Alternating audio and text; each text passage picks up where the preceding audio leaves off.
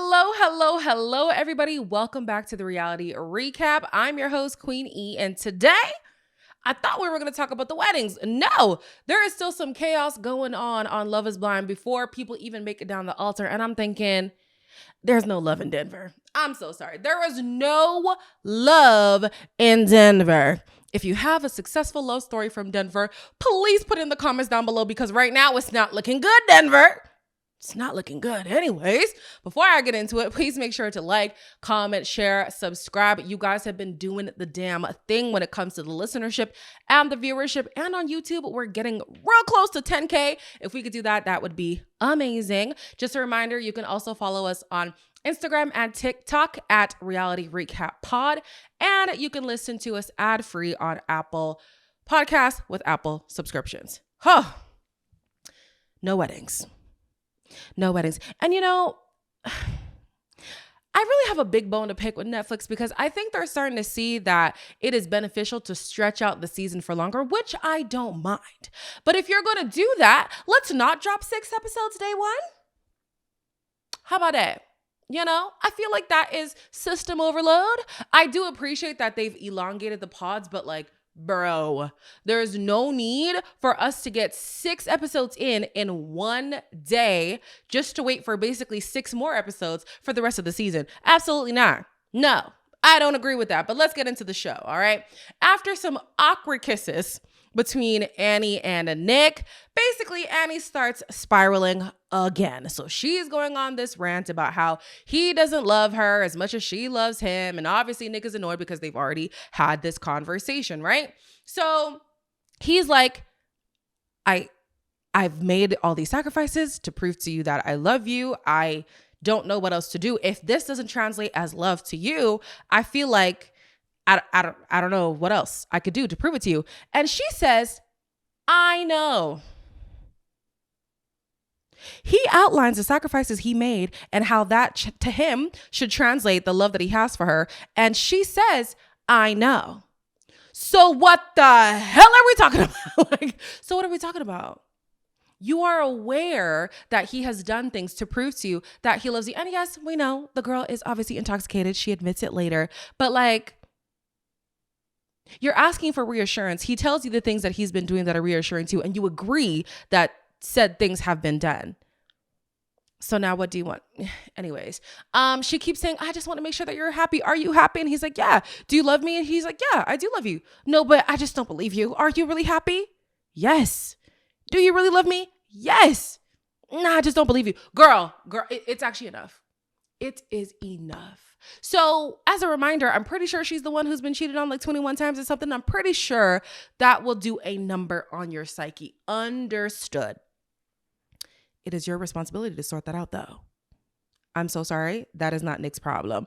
And I'm not trying to be callous because definitely your partner should be able to help you with certain things that you do struggle with, like day-to-day struggles or maybe struggles from your past. Like if your partner cannot give you some sense of calm, then maybe there's an issue. But it's not his responsibility to atone for the sins of the men in your past. He did not do those things to you, right? So sort that out because now here you are ruining what you believe is a good thing. Now, I don't believe in this relationship, never did, but she believes this is a good thing. And now you might be ruining it because you are micromanaging him. You know what I'm saying? So anyways, she's like, I feel like you're never there for me. And I'm 100%. Those definitive statements are so dangerous because I personally believe when it comes to human beings, there's no such... Oftentimes, there isn't a case of you never do this or you always do this, right? So because somebody didn't do something one time, now it becomes you never did this. Or because I said something to you, oh, you always say that to me. Those definitive statements can be so dangerous, right? And he's like, how are you going to tell me after we just both confirmed that I am here for you, that I'm never here for you? And ultimately, this was the deal breaker for Nick. He said, listen, I've had this conversation with you before. I told you about putting words in my mouth and here you are doing it again. And this was back in Mexico that he said that. And she's here doing it again weeks later. He's like, you know what? I am done. Right. So they do have a conversation where he's expressing this to her and she She cannot cope. She's like, what do you mean? No, you need to fight for this. How you can't say no. I'm saying no to your no. Huh? Baby girl, you can't do that. You can't do that. So she's trying to flip it on him, being like, oh, well, you're going to regret this decision. I hate when people say that. I hate when people say that because don't guilt trip me. I'm making a decision that I'm firm on, and I've done my due diligence to run through all the scenarios, whether or not this is worth it or not. Don't do that.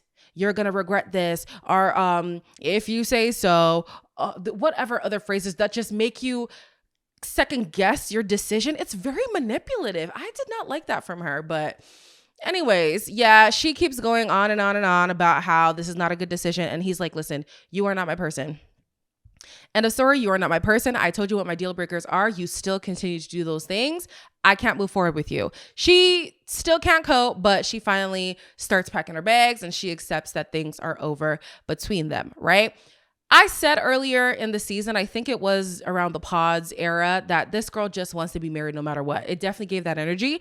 And this proves that. She claims she doesn't want to get married for the sake of getting married. And she genuinely sees a future with Nick. I don't know, girl. It looks like you just wanted a ring and it didn't matter who gave it to you, you know?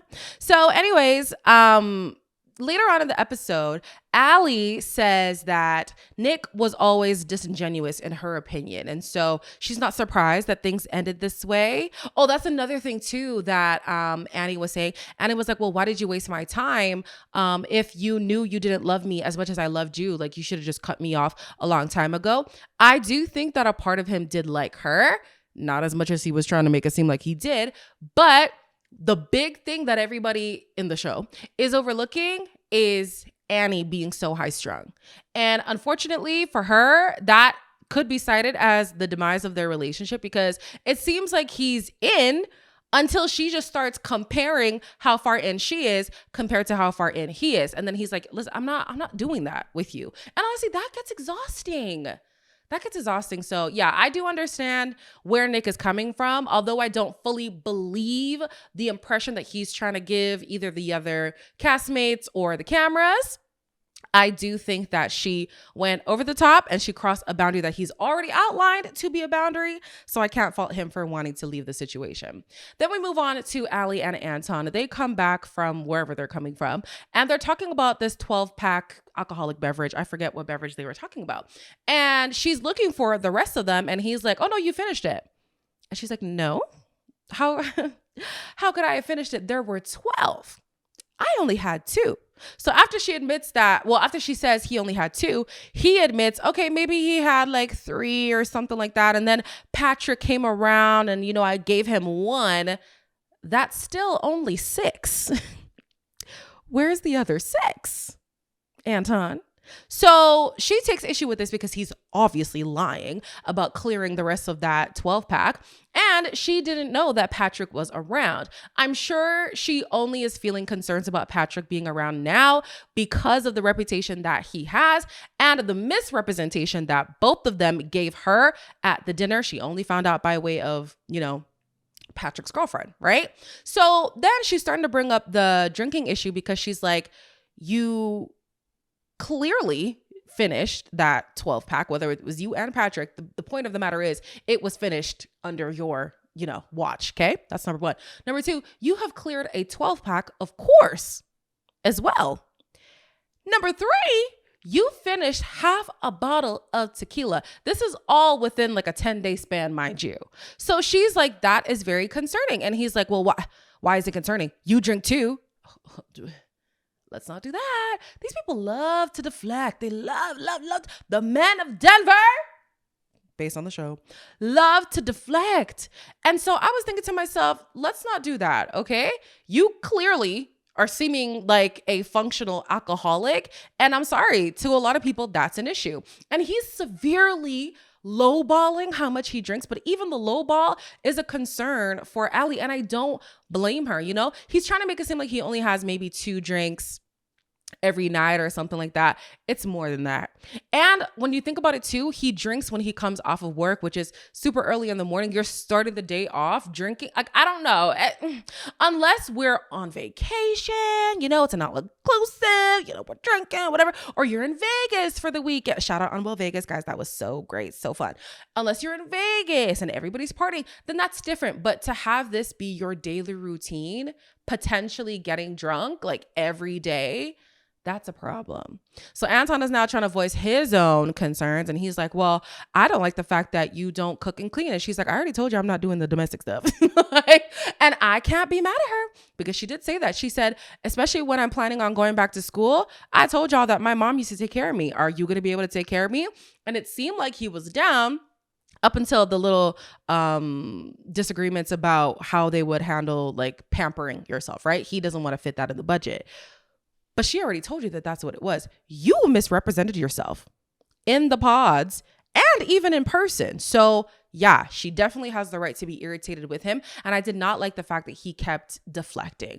But anyways, Anton's mom comes and she says that he has changed so much. He's done so much work on himself and he's definitely prepared to be married. I don't know. It's not giving that. And then Allie also says that she's so eager to have kids and to basically be a trad wife, to be a stay-at-home mom. It's also not giving that. So I don't know what's going on with Allie and Anton, but they're definitely faking the funk. And I don't think it's going to last much longer. So Megan gets to meet Jordan's family. And at first I was wondering if I was reading into things, but as the episode went on, I was like, okay, no, you definitely had a good read on that. It seemed like he was uncomfortable. He wasn't really speaking much. And I was thinking, what's going on? Like, he obviously doesn't have an estranged relationship with his parents. Why is he being so off, right? In the conversation, she's definitely doing the heavy lifting. He does end up talking a bit more, but she's pulling the jokes and she's trying to get the information and stuff. And he'll chime in here and there, but he's, for the most part, just kind of stone-faced, right? So at the end of the dinner, Megan asks for Jordan's hand in marriage. And at first I was like, aha, little jokey joke, right? But when you read into it, because that's what I like to do, typically that is something that the guy does. If it's a heterosexual relationship, right? That's something that the guy will do towards the girl's parents. And so I wonder if a part of him does view Megan as being too, quote unquote, masculine, right? I don't really like that whole, oh, what's masculine, what's feminine, whatever, child, be you, okay? But if we are to go with the tropes, I do wonder if a part of him feels like he is emasculated whenever he's with Megan, if he's like inferior, whether it's financially or all kinds of stuff, right? And so her doing that, although it didn't seem like it was something that put him off, it did like trigger something in my mind to say, oh, does she often take the more quote unquote masculine role, which makes Jordan in a sense feel inferior and he's like starting to project that onto her or something. I don't know, but that's just the thought that came to mind. Y'all let me know if y'all felt the same, or maybe I'm reaching. I don't know. You tell me. Then they end up spending the day with Luca, obviously off camera to protect him and stuff. And Megan said that it was really good. He's such a sweet kid. She feels like, again, she's so qualified to be his stepmother because her father had type 1 diabetes. I'm still not understanding the connection, to be quite honest with you. I don't feel like that's a direct correlation, but it works for her. So we're just going to keep going with that. Okay. Then later she's talking about some numerology stuff, which he's not interested in at all. She's talking about house hunting again, which again, he's not interested in. And so she's like, okay, maybe let me ask him about work. Maybe he'll want to talk about that. He doesn't want to talk about anything. And so she says, well, do you just want to sit and stare at each other? And he's like, yeah, basically. Don't get me wrong. My partner and I, we do sit in silence sometimes, right? But it feels like this is what Jordan always wants to do. And I'm thinking, does any man on this cast like their wife? Because if you liked your wife, or you liked your fiance, if you liked your fiance, you would want to come and debrief about your day, or maybe not even debrief about your day, but to decompress from the day. Babe, let me just hang out with you. Let's just chill. Let's talk about something completely unrelated. Like, let's just kick it. You know what I'm saying? You don't want to do nothing with her. You don't want to talk about the numerology or the house or your job or nothing. You just want to sit and stare. I would take issue to that. I would, but Okay. Moving on to KB and Edmund. As we know in the previous episode, they did have an altercation, right? And so they are now sitting in silence. And KB does break the silence and she's like, I am irritated at the fact that I'm always the one who has to address the elephant in the room.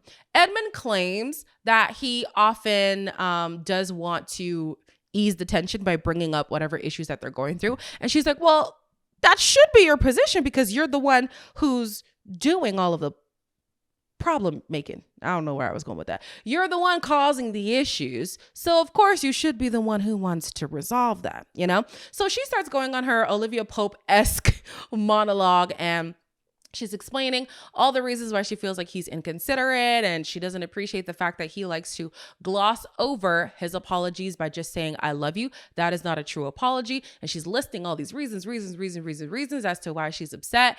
And Edmund is not really grasping what's happening here. So I think he said, I apologize if what I did makes you feel like I was being inconsiderate. That's not a true apology. And then he also said he apologized for walking away at the mixer.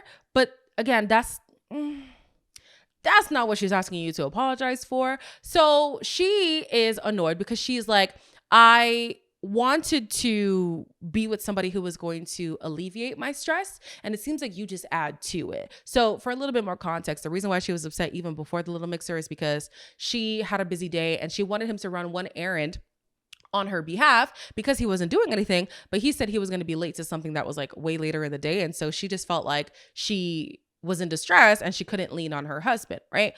Respectfully, Calibria, it was always giving Big Mummy.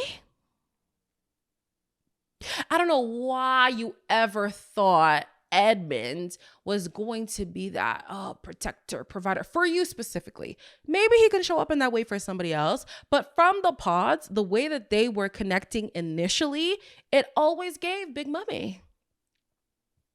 So I'm not surprised that in a time of need, you cannot lean on him. I'm not surprised that when you ask him to be accountable, he doesn't know how to do so. Or he doesn't want to do so. Like, none of that surprises me, to be so honest with you. None of it surprises me at all. So she is trying to get him to apologize yet again. He starts laughing and she's like, well, I'm glad this is funny to you. Babes, that's been his whole thing. Even in Mexico, when he was, yeah, I'm too fucking nice. I'm too nice. Broke out into laughter. Again, I don't know if it's like a nervous tick for him or something, but like, child. Anyways, so he says that he apologizes and that he loves her. And she says that she's sorry for escalating the situation in the way that she did. And she says that she is staying in this relationship because of potential and because of the vision that she sees for their marriage, right? So she's basically said in about a year, she's ready for him to shoot up the club, which means, get her pregnant. And yeah, she sees a lot of potential in him. She clearly acknowledged that potential has screwed her over in the past. I just want to make a note of that. Because oftentimes we're like, oh, he has so much potential. And we were just talking about this over Thanksgiving. The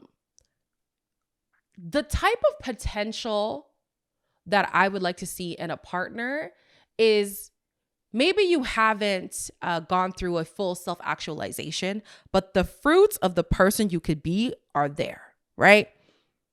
She's already tested whether or not he could be a protector.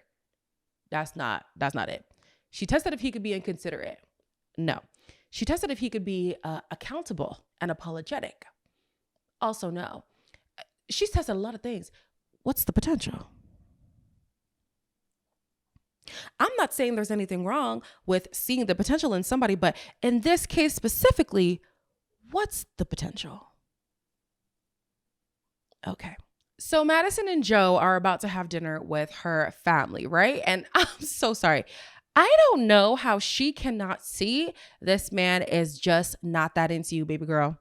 I don't know how she's missing it. She's like trying to be cute with him or whatever. And she's like, oh, I thought you were going to be anxious. And he's like, don't say that. He does not like being called out in any way. Like, don't say I'm anxious. Don't say I'm nervous. Don't say I was, remember in Mexico? Don't say I was in a bad way on the beach. It's going to happen later with his friends during the suit shopping. He did not like that his friends pointed out something about him. He does not like a mirror being held up to him at all, even though he did tell her that he was going to be very anxious to meet her family. So, okay, fine. She then is like, oh, I just want to be like all over you and everything. And he's like, we're at dinner. I'm sorry. Most people in general, if you are enamored by your partner, if they even tease the fact that they trying to, get a piece of you, it's game over. This man's gonna be like, we're at dinner. Oh my gosh. And on top of that too, he had like no expression. It just stone-faced or even disgusted at some points. It was just very odd, right? So the family comes and he is struggling to answer the question of, what do you like about her? And he's like, oh, her personality, she's very fiery. I've never been with somebody that's fiery before. He wasn't saying it as if it was a compliment, right? And so the family's like, you know what? She does take time to love somebody, but once she loves you, she does not play about you. So obviously, because she's been able to get to this point with you, you mean a lot to her. And so yeah, she might be fiery. Yeah, sometimes you might not get your way. Sometimes you might just have to hug her to disarm her, but it's absolutely worth it, according to the family.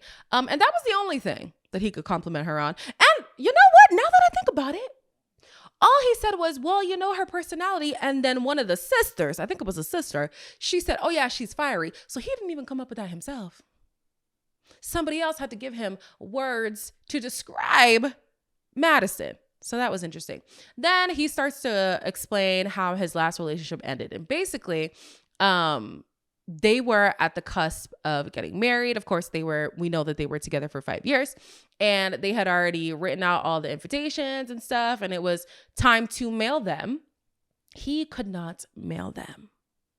And so the mom, this is now Madison's mom, was basically commending him for knowing when to stop the relationship, and was like, well, you're not going to do something last minute to my daughter, right? And he's like, yeah, no, I'm not going to do that. And she was giving him props. And I'm thinking, are you really crediting him for being a professional time waster right now? He was with this lady for 5 years. If you know me, I don't believe in that foolishness. What? 5 years? You're telling me in 5 years? And weren't they living together? In 5 years and living together, if marriage is something that you want. If you don't want marriage, then who cares? If marriage is something that you want, you're telling me in 5 years and after cohabitation, you're only now deciding that this is not for you. No. Professional time waster. All right? And we see more evidence of that at the dress and suit shopping. I don't really care too much about that, to be so honest with you. But Joe was like gobsmacked at the fact that the guys were so confident in their decision to get married. Like, I just don't understand how you're so like all in. Every guy's 100%. And I'm just here like, well, there's so much more to think about. Like, he's spiraling. He obviously, well, I wanted to say he's on the fence. I think he's on a specific side. He just doesn't want to say what side he's on. You know what I'm saying? So yeah, he's getting cold feet, right? As they're now trying on the suits, he does not like anything. Doesn't like this color, doesn't like this fit, doesn't like this cut, doesn't like, right? Eventually, they find a suit that he kind of likes.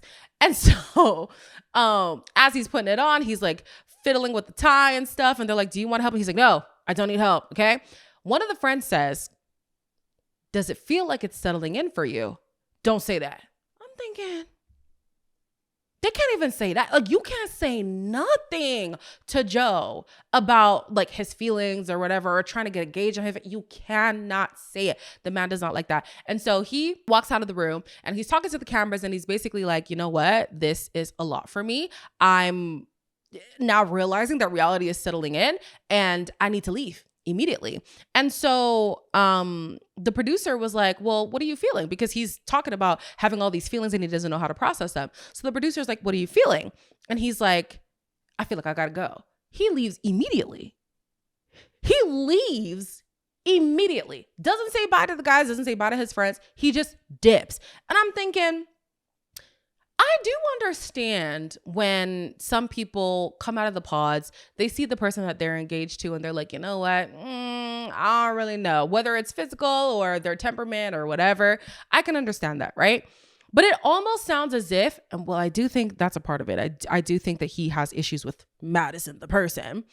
But it's almost as if he didn't realize that this was ending in marriage. And that always pisses me off. Like, you signed up for a very specific show. And this is season 9. We can't use the excuse of seasons 1 to maybe like 4, where it's like people didn't know what the show was going to become. People didn't watch previous seasons. So how serious could it really be? It's season 9. You know what this show entails. If you're not ready, don't even entertain it.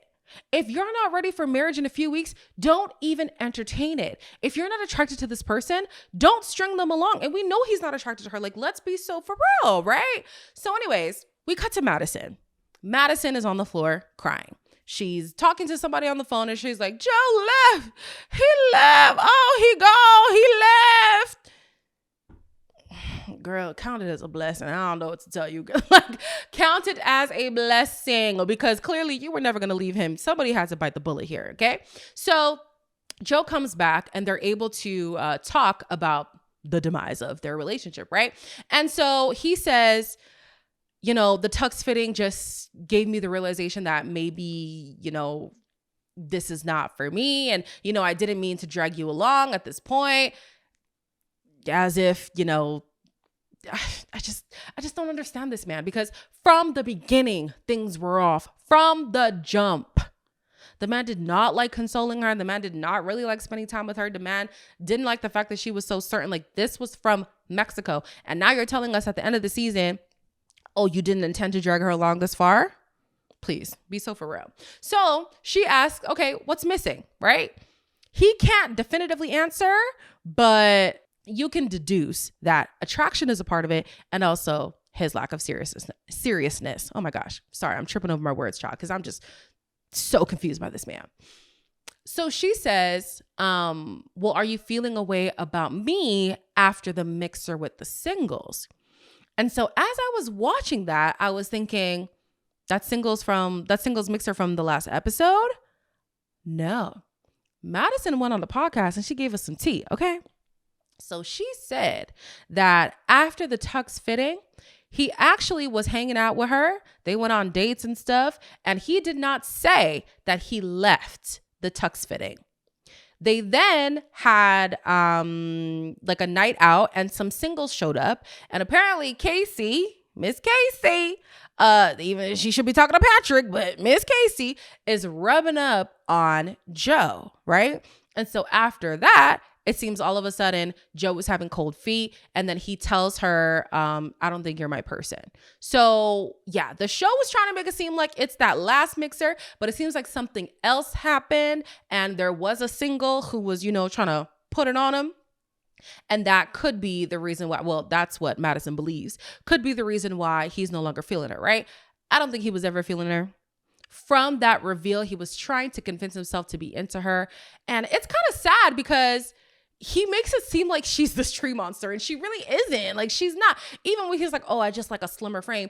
Honestly, I think it's just how she's shaped, because she's not a big girl. Like, coming from a big girl, she's not a big girl, in my opinion. We don't even have to, there's no discourse in the comments about that. Don't start that. Don't start. But like, she just wasn't what he wanted. Point blank and the period, right? So yeah, she keeps asking. He's like, you know what? You're just not my person. It's not right. Then she starts doing the same thing that Annie was doing. Oh, you don't care about me. You don't even want to console me right now. And then he's like, okay, well, let me try to console you. No, don't even bother. And I'm thinking, oh my gosh, like you cannot win with these women. They'll say they want something. You try to give it to them. They don't want it. Timing is everything. Don't get me wrong. But yeah, she's like, are you sure? Are you going to be able to be without me? No cuddles, no hand holding. And he's like, I mean, yeah, I did have a great time with that. But baby girl, obviously he does not miss that. He's willing to go. He has made his decision. You are not his person. It is just not right. He keeps saying, you're not my person. It's not right. It's not right. She's crying. She's left like crying on the floor, literally sobbing. And so he's talking to the cameras and he's like, honestly, I feel a sense of relief. That's got to be so painful to watch back whenever she watches this. He's like, I feel a sense of relief. And honestly, if I would have followed through with the marriage and the kids and the everything, I would have been miserable. Not even, I wouldn't have been content, or maybe I would have been thinking, what if? And so I would have been miserable. He said that categorically. That would break me. I mean, she was already broken, but to hear how relieved he was that they had broken up, I wouldn't even know what to do with myself, to be so honest with you. Count this as a blessing, Madison, because Joe wasn't it. And it was sad too, because at the dinner with the mom, I think the mom was getting emotional. Yeah, I think she got emotional and she was like, you know what? She does have a rough future ahead of her potentially. And I hope that somebody's going to come and love her genuinely. And she felt like Joe could be that person. After the story about the breakup with the ex-fiance, I don't know why you thought that, but okay. So to be so sold on Joe, and we know that Madison was really into Joe. There is no doubt about it. For this guy to end it like this in such a callous way, I just, that is not it. And I wonder how many more instances were there of Joe just being an ass? Because if this is how he is on camera, I can only imagine how he is off camera. You know what I'm saying? And then I got to think too, can I fully blame Joe? Not necessarily, because if you are seeing these signs, which are red flags, and she has pointed out the fact that she hasn't noticed red flags, but for the sake of keeping the peace, she doesn't point them out. She said that when they were having their argument around the island, when he was like, oh, I just don't believe that you're so certain, right? If that's the case, you as the person who wants to get married, who wants a healthy relationship, you have to take stock in what you're seeing. Am I purposefully ignoring red flags? Like, I don't think she was taking inventory on what was going on in her relationship. And for the sake of getting married, she was willing to look past a lot of blatant things. Like I said, just at the dinner, the man wasn't giving her no emotion. He was giving her no energy. Literally nothing. You're telling me you think that man is into you? I think there was more there. And I know to some people, this is going to sound like victim blaming. Go ahead. I don't care. I do think that we need to take more responsibility in our relationships and do our due diligence to examine whether or not this is a good fit. It felt like this relationship was happening to Madison and she wasn't actively in the relationship. And same with Joe, to be honest with you. I think that they both were just trying to gloss over things, and thankfully, Joe was the one to pull the trigger. So KB and Edmund go snowmobiling. It's like they took a little mini holiday together or whatever, right? And there was another instance where KB believes that Edmund was being inconsiderate. So after she went to go make hot chocolate and he didn't help her, and then she wanted to sit down and he didn't help her again, she's like, I'm going to give you yet another Olivia Pope monologue. And she goes on and on and on about how he was ignoring her in the car and how he plays up to the cameras, which I absolutely believe. I do think behind cameras, he probably gives less interested. In front of cameras, he's trying to be that, jokey, fun guy. And that's just, that's not gonna fly, So KB is like, I noticed how, you start to play up things in our relationship once the cameras are rolling. And that's not fair to me. Like, that's not who you are. And so I look like the bad guy when in fact you're not pulling your weight in this relationship, right? She also says that she loves him for the good and the bad. However, if he's going to be dismissive and if he's not going to be accountable, she cannot love him through that. And honestly, felt like we're human. We're going to have our pitfalls, right? But if you're not willing to acknowledge said pitfalls, apologize for said pitfalls, and then make a plan to be better, basically, then what are we doing here? And that's Edmund. Edmund is basically like a child. And she literally says, I am not here to raise you. That's not what I want to do. Again, I have to remind you that even at the pods, it gave Big Mommy. But anyways, she gets irritated. He keeps asking, like, why are you yelling? And she is getting a little bit, elevated, right? She then calls him a bitch, which, I thought we were all in one accord that we just don't be calling people out their names like that, especially calling a man a bitch. But after seeing how some people were reacting from Love Island, it seems I'm in the minority here. But I was just completely put off by that. I said, now, KB, I understand this man is getting on your last nerve. He would get on my last nerve too. But why you calling him a bitch though? Like you ain't got to do that. You ain't got to do that, right?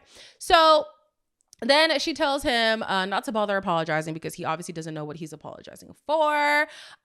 She says that she would not be here if she didn't love him, because he was basically questioning why she's still staying and like why she's still staying in this relationship. And she says, because I'm fighting for us. Some people might not like what I'm going to say, but I'm going to say it anyways because I want to. I don't think she's fighting for the relationship. I think she's fighting for notoriety. And being matched with somebody like KB, I think a part of her realizes, if I were to be the one to cause calamity in this relationship, I'm going to be the villain. So unfortunately, I'm just going to have to play nice for as long as possible so that I don't come across as the bad guy. Y'all could call me the bad guy for saying that, but I do think that a part of her sees this as an opportunity, because ain't no way you're putting up with this day in and day out. Ain't no way. As sound as Calibria comes across to me, ain't no freaking way she's doing this without seeing the bigger picture here. I think there's an incentive, and apparently Edmund got an incentive too to play things up a little, which would make sense.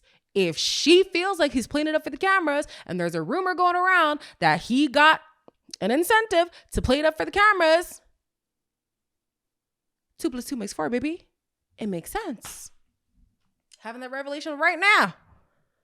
Okay, so I'm going to say that rumor is the truth. So yeah, I'm just here like, I think that you're both playing things up a little bit, because I just don't believe Calibria would be dealing with this in the real world. I highly doubt it. So anyways, she says she's fighting for this because she wants to keep their relationship going. Later on, he says that he's had some time to reflect, and he buys her a bouquet of flowers, and he apologizes. And she also apologizes for escalating the situation and for slipping back into her old ways. She says that this is not her. This is not how she wants to be. She should never call him a bitch or anything out of his name. And, they make amends and stuff. Can you bounce back from that? If you're a man watching this, could you bounce back from being called a bitch by your partner? If you are anybody else, could you bounce back from calling your partner? I'm saying the B word a lot. I'm so sorry. Could you bounce back from calling your partner that word? I just feel like for me, that would be it. That would be it. Because unless you're calling me a bad B, who do you think you are? Yeah. Anyways, moving on. Then we have Allie and her mom. They're talking about her sister, Nayara, something like that. And basically, Nayara is not happy with Allie's decision to get married in this way. And Allie's taking it to heart because although she does have 2 other sisters, she and Nayara were very close growing up, right? And so basically, she was Nayara's princess. Like, she could do no wrong in Nayara's eyes. Somewhere along the line, things took a turn, right? And so now Nayara doesn't want to support, and yeah, she's not taking it well. Then Anton comes in, and the mom is giving them advice, right? So the mom is basically saying, in a marriage, you do have to compromise, right? So it is a team effort. It's not going to be one person doing all the heavy lifting and somebody else just sitting and absorbing everything that's going on. So directed to Allie, you're going to have to do some more domestic stuff, cooking, cleaning. You're going to have to do it, especially if you're trying to be a stay-at-home mom. How you going to do that without doing any cooking or cleaning? You're going to have to do something, or pay the help if you got it.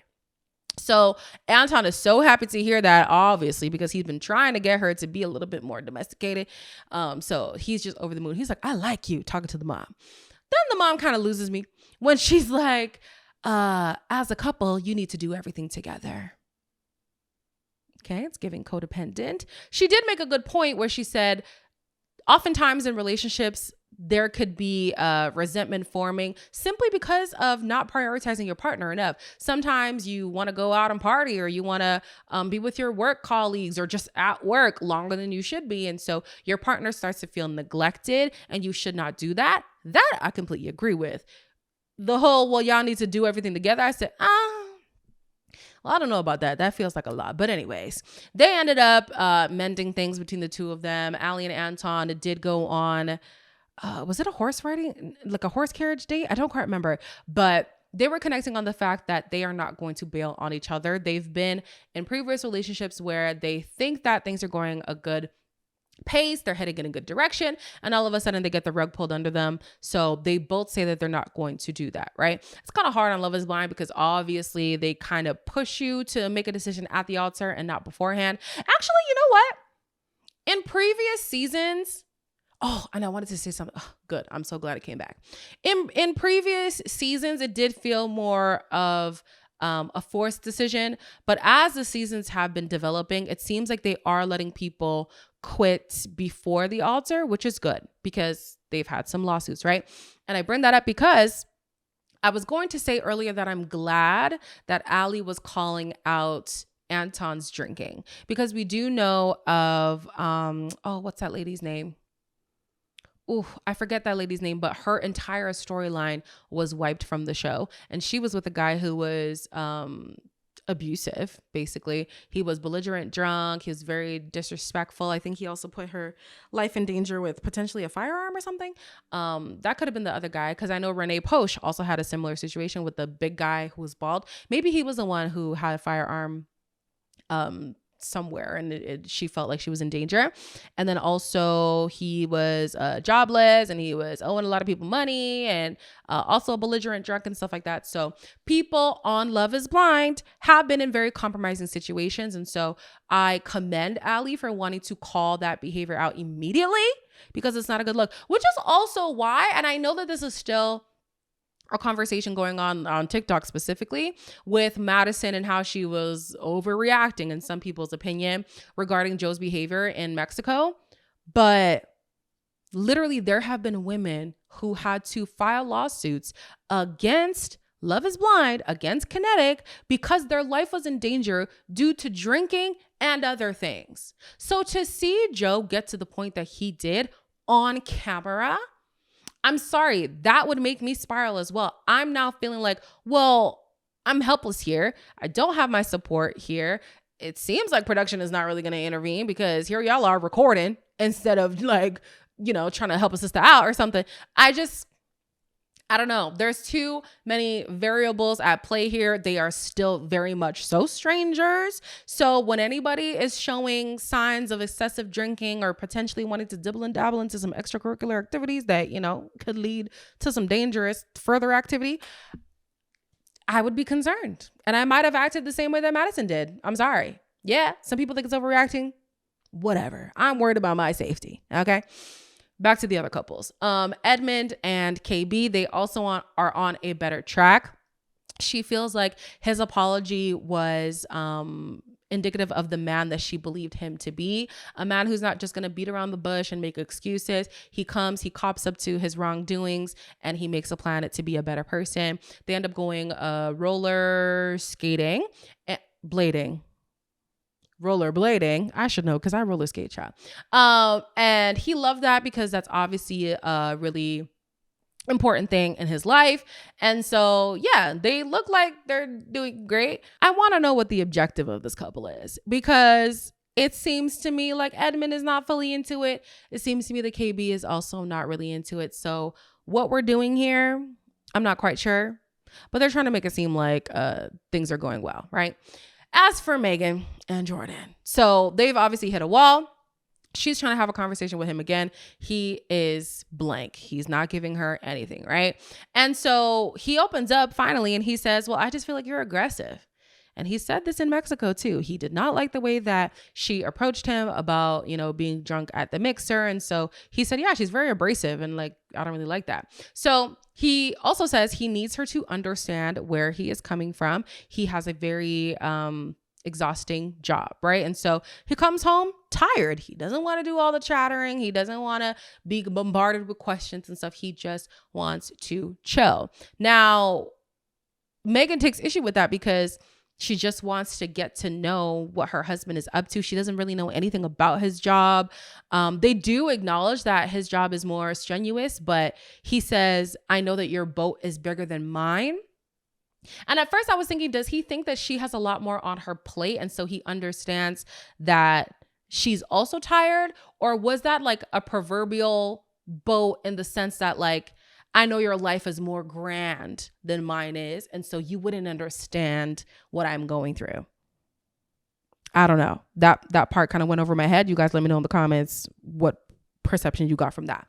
But basically, he then starts to go off about the life that she's living, right? He's like, life can't be fast paced all the time. Tennis here, Greece the next day, brunch every morning with the girls and mimosas. And like, you cannot do that. I work. I have a child. I'm trying to get married. You know what I'm saying? Like life has to slow down at some point.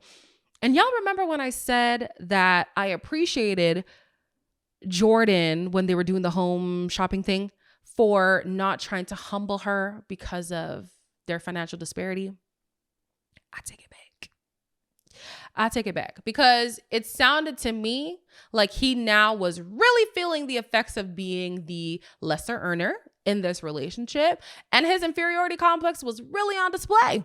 He's like, listen, I know that you might have the means to pay for help, to hire help when we have kids, but I actually want to raise my children. I said, ugh.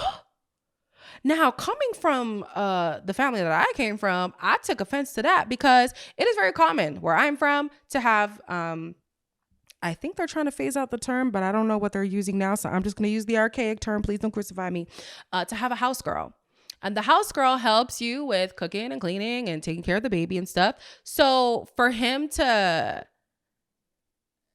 just throw that in her face, I was just like, I still feel like my parents very thoroughly raised me, even though we did have help. But anyways, child, we'll see what happens with these two. It seems like Jordan is at his wit's end. And Megan, I don't know. She's kind of faking the funk for now, but I don't know how long that's going to last. We'll see when the weddings come around. I'm not predicting any marriages at this point, but stranger things have happened. As always, like, comment, share, and subscribe. And I'll see you in the next one. Bye.